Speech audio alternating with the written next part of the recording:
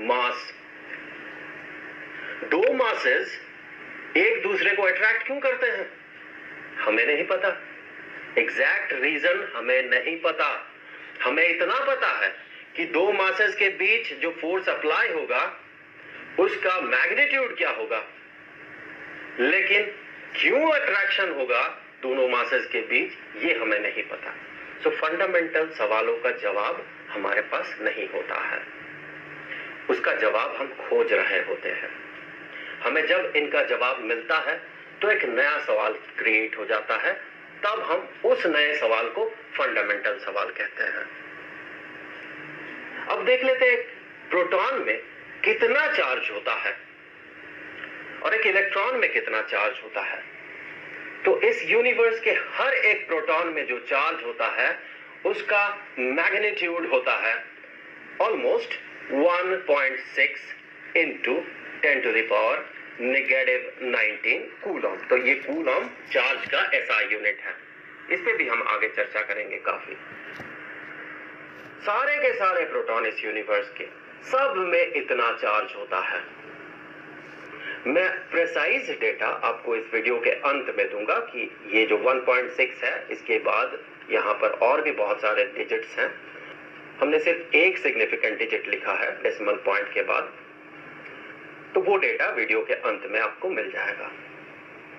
उसी तरह से एक इलेक्ट्रॉन में जो चार्ज होता है उसका मैग्नीट्यूड होता है, मैग्नीट्यूड सेम होता है 1.6 into 10 to the power -19 coulomb, पर इसका जो नेचर होता है, चार्ज का नेचर, वो अपोजिट होता है। तो इलेक्ट्रॉन को कंसीडर किया जाता है ये नेगेटिवली चार्ज पार्टिकल है और प्रोटॉन को कंसीडर किया जाता है कि ये पॉजिटिवली चार्ज पार्टिकल है।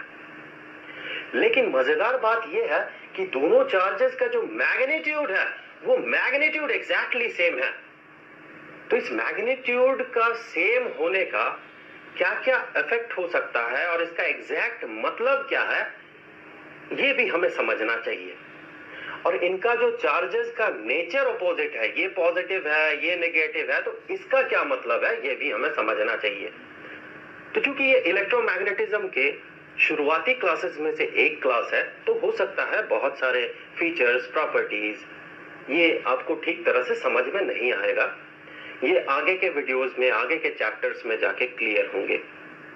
फिर भी आप जो एसेंस है इस चीज का कि दोनों का जो चार्ज है, चार्ज का मैग्नीट्यूड एग्जैक्टली सेम है, इसका इफेक्ट क्या क्या है, या फिर सेम होने से हमें क्या क्या चीजें दिखता है, या फिर क्या क्या होता है सेम होने से, ये हमें समझना होगा।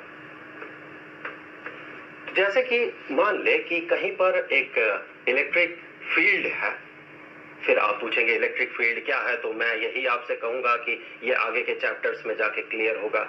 सिर्फ आप एक इसका एसेंस ले ले क्या होगा। मान ले कहीं पर इलेक्ट्रिक फील्ड है, तो ये मान ले इलेक्ट्रिक फील्ड है। यहाँ पर अगर आप एक प्रोटॉन यहाँ पर पुट करते हैं, यहाँ पर एक प्रोटॉन है मान ले, तो इस प्रोटॉन में जो फोर्स अप्लाई होगा, मान ले ये फोर्स है F, तो वहीं पर अगर आप इसी इलेक्ट्रिक फील्ड में एक इलेक्ट्रॉन को रखते हैं, तो इस इलेक्ट्रॉन पे भी जो फोर्स अप्लाई होगा उसका भी मैग्नीट्यूड होगा F। तो दोनों पे जो फोर्स अप्लाई हो रहा है उसका मैग्नीट्यूड सेम होगा। इसके पीछे का रीजन यही है कि इन दोनों का चार्ज का जो मैग्नीट्यूड है